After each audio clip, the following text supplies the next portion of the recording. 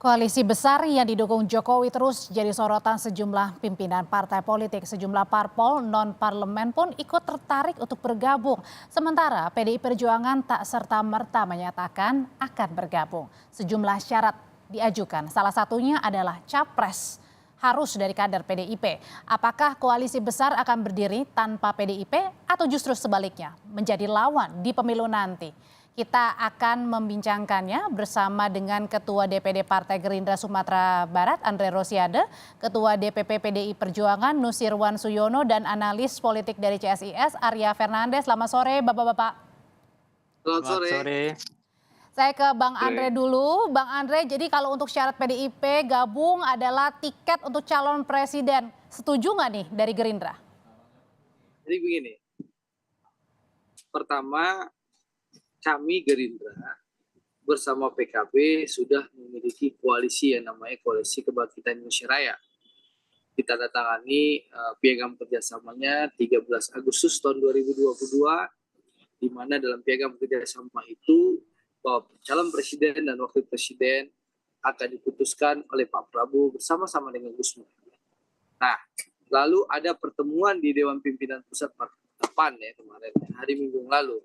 Ada wacana untuk dilakukan koalisi besar, di mana Koalisi Kebangkitan Indonesia Raya akan bergabung bersama Koalisi Indonesia bersama ya, KIB ya, dan juga kita membuka diri dengan partai lain, termasuk dengan PDI Perjuangan. Nah, tentu kalau nanti akan ada penggabungan koalisi, misalnya KIR bergabung dengan KIB. Selama ini di KIR Pak Prabowo dan Gus Muhaimin yang akan memutuskan. Kalau nanti KIB bergabung, tentu akan ada Pak Erlangga, Pak Zulhas, dan Pak Mardiono ikut bersama-sama dengan Pak Prabowo dan Gus Muhaimin memutuskan. Nah, seandainya nanti kalaupun PDI Perjuangan bergabung dalam koalisi besar ini, tentu Pak Prabowo, Pak Gus Muhaimin, Pak Zulhas, Pak Erlangga, dan juga Pak Mardiono bersama-sama dengan Ibu Mega untuk memutuskan siapa calon presidennya. Jadi begitu mekanismenya kalau bergabung. Tapi tentu sekali lagi meskipun kita punya frekuensi yang sama, sama-sama menjadi partai pemerintah, bersama-sama mengamankan Pak Jokowi di parlemen, tentu untuk memastikan koalisi ini bisa terbentuk butuh komunikasi yang intens, butuh pertemuan-pertemuan lanjutan, dan insya Allah pertemuan-pertemuan lanjutan itu akan dilakukan, termasuk kita akan bertemu dengan Bapak Nusirwan yang terhormat ini, senior kita ini, PDIP. Tentu Pak Prabowo akan bertemu dengan Ibu Mega. Tapi tentu sekali lagi butuh komunikasi yang intens, ya. Contoh saya sampaikan hari yang lalu kami bertemu dengan Perindo. Tahan dulu di sana, Bang Andre. Tahan dulu. Oke, saya bertanya ke Mas Arya nih. Mas Arya, mungkin nggak sih PDIP ini akan bergabung ke koalisi besar? Baik, terima kasih ya. Saya kira begini, koalisi besar ini kan salah satu milestone baru dalam proses pembentukan koalisi kita.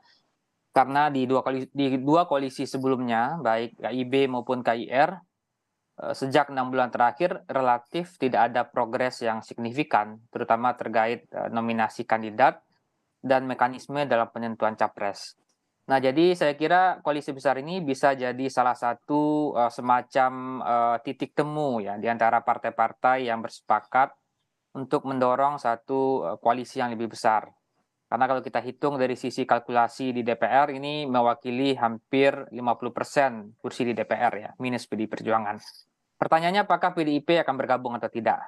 Saya kira untuk saat ini saya melihat PDIP sangat disiplin dalam menentukan, dalam merespon setiap manuver-manuver politik dan tidak terpancing juga oleh manuver-manuver politik yang ada ya. Dan PDIP saya kira juga menunggu betul apa yang akan disampaikan Bu Mega dalam pidato pada 1 Juni mendatang ya. Dan saya kira ke depan saya kira dengan konstelasi yang sekarang mulai berubah, tentu juga PDIP akan mempertimbangkan atau merancang sejumlah skenario-skenario. Termasuk dengan ikut gabung koalisi besar dengan syarat capres. Ya, saya kira itu syarat mutlak ya yang diberikan oleh PDI Perjuangan, karena kalau kita dengar pidato Bu Mega pada peringatan 50 tahun PDI Perjuangan, beliau menegaskan betul bahwa capres itu harus berasal dari kader partai. Nah, tentu saya kira kalau kita lihat perilaku politik PDIP selama ini, saya kira PDIP cukup konsisten dengan apa yang telah diucapkan, apalagi itu diucapkan langsung oleh Bu Mega. Gitu. Oke, saya tanyakan ke PDIP langsung, Pak Nusirwan, ini PDIP serius nggak sih untuk gabung ke koalisi besar? Syaratnya nggak main-main, capres harus dari PDIP. Pertanyaannya serius apa enggak? Memangnya sudah bergabung atau ada penggabungan? Kan belum. Calon presiden aja belum diomongin kok. Nanti maksudnya belum diomongin, belum disampaikan oleh Ibu Ketua Umum. Itu kan framing yang dibuat oleh Mbak sama teman-teman ini. Kan begitu.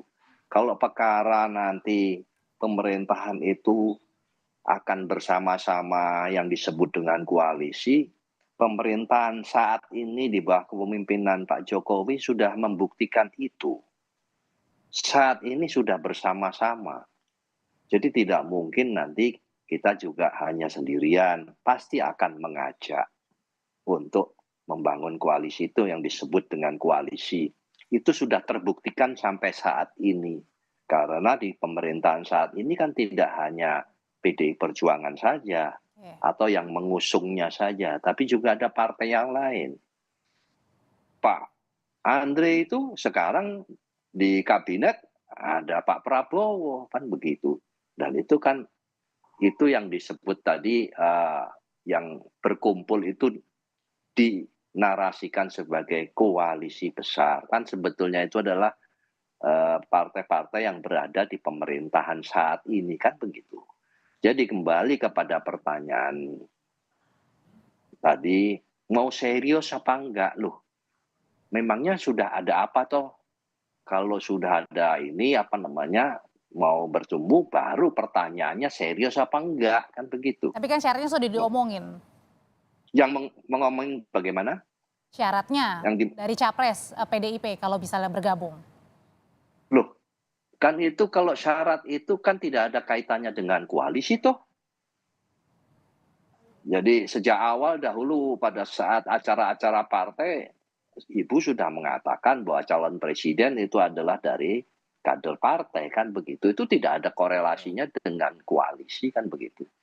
Nah tadi waktu pertanyaan yang pertama makanya tidak nyambung. Apakah serius apa enggak? Lah kalau orang berkawan itu baru berkawan baru ditanyain serius apa enggak. Oke, Ini belum baik. ada apa-apa kok. Jadi tapi kalau soal ketemu, soal berjumpa, kita ketemu, saya ketemu dengan Pak Andre, kemudian kapan-kapan nanti lagi dengan siapa yang lain. Oke. Tapi Pak Ya Irwan, kalau itu boleh-boleh menakar-nakar nih saja dari kan. kejauhan, kira-kira apa sih pembentukan dari koalisi besar yang didukung oleh Pak Jokowi ini, Pak Irwan? Loh, ya apakah Pak Jokowi menyebut ini adalah sebuah pembentukan koalisi besar? Sepertinya tidak. Kalau kita mendengarkan penjelasannya Pak Jokowi kemarin itu bahwa ini ada ingin berkumpul, yang satunya minta restu untuk maju, ya saya setujui, kan begitu.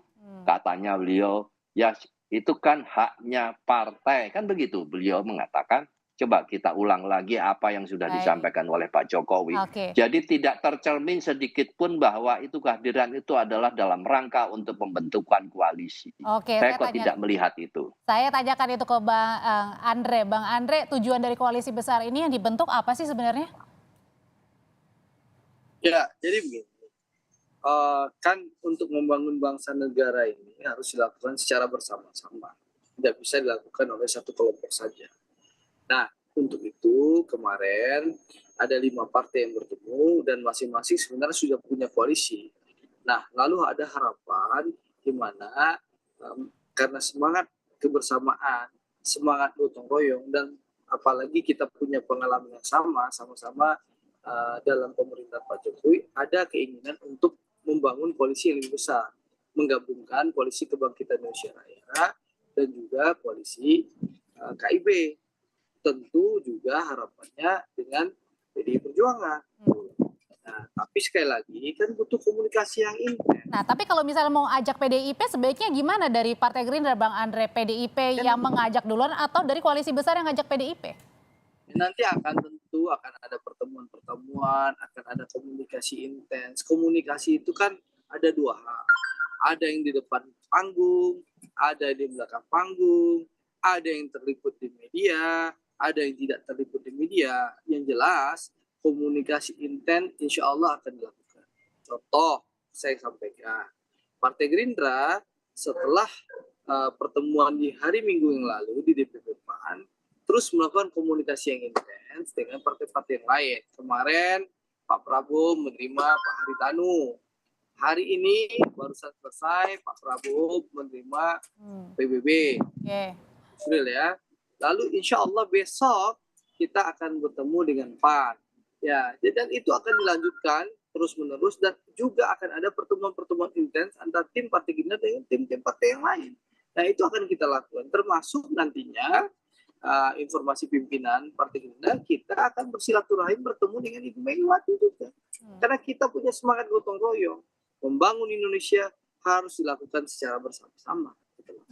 Itu yang penting. Apalagi Pak Prabowo dan Pak Jokowi sudah mampu membangun semangat rekonsiliasi yang menciptakan persatuan Indonesia. Modal persatuan Indonesia ini sangat besar. Sehingga Indonesia mampu menghadapi wabah pandemi dan mampu menghadapi krisis yang melanda dunia. Gitu loh. Dan ini ingin dilanjutkan semangat persatuan seperti itu. Dengan kita bersama-sama bergotong royong membangun bangsa Indonesia. Apalagi kita punya frekuensi yang sama-sama ingin melanjutkan pembangunan yang sudah dilaksanakan. Seperti itu. Dengan kehadiran dari Pak Jokowi beberapa kali di koalisi besar, terakhir juga di silaturahmi di PAN begitu, Mas Arya, ini apakah merupakan dukungan dari Pak Jokowi? Iya, saya kira Pak Jokowi ini jadi salah satu jangkar di balik koalisi ini dan memang punya kontribusi besar dalam menyatukan kepentingan-kepentingan partai politik yang berbeda. Tapi saya melihat koalisi besar ini kan memang sebenarnya adalah salah satu cara untuk mengatasi problem koalisi yang terjadi baik di KIB maupun di KIR ya. Problem koalisi itu misalnya pertama tidak ada progres yang signifikan dalam 1 tahun terakhir, baik di KIB maupun di KIR. Yang kedua juga tidak ada mekanisme yang disepakati soal cara menentukan capres. Dan yang ketiga siapa capres dan cawapresnya. Nah, kerumitan-kerumitan koalisi itulah yang membuat partai-partai yang berada di koalisi besar ini bisa bertemu. Nah, tapi tentu koalisi besar ini tentu juga punya dua kemungkinan. Apakah dia akan berhasil atau dia akan tidak berhasil atau layu sebelum berkembang. Ya. Terdapat juga sejumlah kerentanan-kerentanan yang terjadi. Ya. Misalnya kerentanan yang pertama yang saya sampaikan adalah bagaimana kalau ada pengaruh eksternal yang terjadi. Pengaruh eksternal itu misalnya adalah ada manuver yang dilakukan oleh PDI Perjuangan untuk misalnya melakukan komunikasi dengan salah satu atau dua partai di anggota koalisi tersebut. Nah, koalisi itu juga pasti akan berantakan. Karena kalau kita lihat dalam koalisi KIB dan KIR yang seolah-olah itu sudah koalisi yang final, tapi toh akhirnya dengan adanya koalisi besar ini juga menunjukkan koalisi-koalisi sebelumnya juga rentan gagal. Nah, persoalannya sekarang adalah apakah sejauh mana Pak Jokowi bisa memastikan agar kerentanan-kerentanan itu bisa diatasi dan Pak Jokowi bisa menjadi perekat dan jangkar yang mempertemukan banyak kepentingan di 5 partai ini. Oke, baik, saya akan tanyakan ke PDIP sendiri. PDIP, Pak Irwan, kalau tadi nampaknya Gerindra ini juga sangat welcome kalau misalnya PDIP mau bergabung dengan berkomunikasi. Nah, nanti bentuk komunikasinya ini apakah PDIP yang akan mendekat ke koalisi besar atau koalisi besar yang harus mendekat ke PDIP? Ya, kalau menjawab itu nanti dinamika proses akan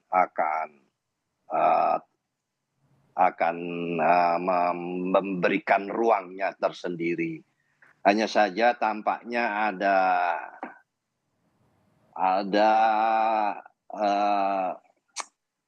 tidak cukup siap untuk menghadapi berbagai situasi seperti tadi yang diungkap oleh Mas Arya bahwa tampaknya selama ini eh, belum juga muncul progres ya, tidak ada progres. Kalau saya pribadi melihat itu adanya ketidakyakinan di dalam koalisi yang selama ini sudah terbentuk. Ketidakyakinannya tuh begini maksud saya, kalau memang itu secara kuantitatif angka kuota itu sudah memenuhi persyaratan, tentunya sebetulnya tidak terlalu rumit lagi, Mas Arya, tidak terlalu mengalami kesulitan dari sisi persyaratan untuk segera menetapkan. Jadi sebetulnya bahasa rumit itu sebenarnya tidak perlu lagi karena kan selama ini selalu mengalami kesulitan dari sisi pemenuhan kuota. Jadi kalau apalagi yang sudah besar, yang sudah terbentuk kuat, ya umumkan saja, gitu kan. Jadi kenapa mesti harus tunggu menunggu, nunggu apa lagi, kan begitu. Jadi itu yang pertama. Yang kedua tadi Singkat, saya Pak juga Irwan. cukup yang ke apa namanya atas apa yang disampaikan oleh Pak Prabowo ini tadi kan ada ungkapan saya tidak melihat adanya kesulitan begitu kan, kesulitan di dalam menentukan. Ini ada sebuah sinyal yang tampaknya bahwa beliau siap untuk tidak pada Oke, baik. posisi yang Baik. diharapkan. Tadi saya membacanya demikian sehingga Baik. terkesan tidak terlalu rumit, tidak terlalu sulit, Baik. biasa-biasa saja Baik. begitu. Kami sudah tangkap. Terima kasih Pak Nusirwan, terima kasih Bang Andre Rosiade, terima kasih Mas Arya sudah berbagi informasi di Kompas Petang. Saya selalu kita ketemu lagi.